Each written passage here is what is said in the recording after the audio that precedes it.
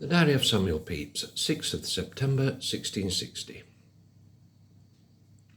To Whitehall by water with Sir William Batten, and in our passage told me how Commissioner Pett did pay himself for the entertainment that he did give the King at Chatham at his coming in, and 20 shillings a day, all the time he was in Holland, which I wonder at, and so I see there is a great deal of envy between the two.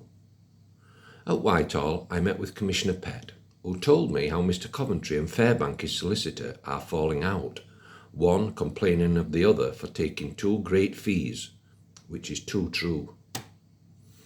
I find that Commissioner Pett is under great discontent, and is loath to give too much money for his place, and so do greatly desire me to go along with him in what we shall agree to give Mr. Coventry, which I have promised him, but am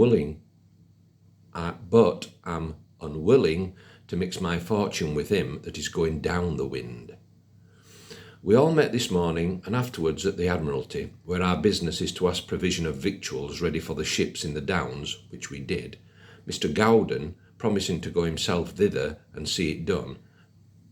Dined Will and I at my lord's upon a joint of meat that I sent Mrs. Sarah for.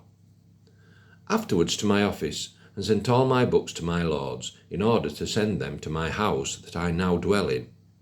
Home and to bed. The 7th of September, 1660.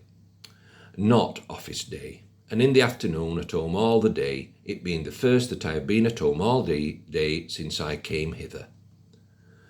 Putting my papers, books and other things in order, and writing of letters. This day my lord set sail from the Downs for Holland. The 8th of September, 1660. All day also at home. At night sent for by Sir William Penn, with whom I sat late drinking a glass of wine and discoursing, and I find him to be a very sociable man, and an able man, and very cunning. The 9th of December, 1660. Sunday. In the morning with Sir William Penn to church, and a very good sermon of Mr. Mills. Home to dinner, and Sir William Penn with me to such as I had, and it was very handsome, it being the first time that he ever saw my wife or house since we came hither. Afternoon to church with my wife, and after that home, and there walked with Major Hart, who came to see me in the garden, who tells me that we are all like to be speedily disbanded, and then I lose the benefit of a muster. After supper to bed. Just as a little note to that entry, the train bands were abolished in 1663, but those of the City of London were specially excepted. The officers of the train bands were supplied by the Honourable Artillery Company. The 10th of September, 1660. Office Day.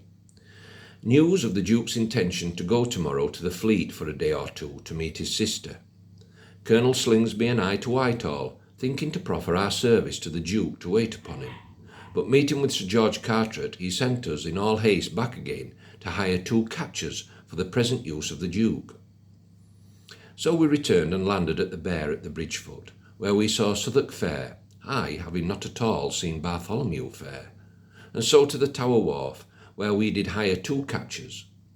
So to the office and found Sir William Batten at dinner with some friends upon a good chine of beef, on which I ate heartily, I being very hungry.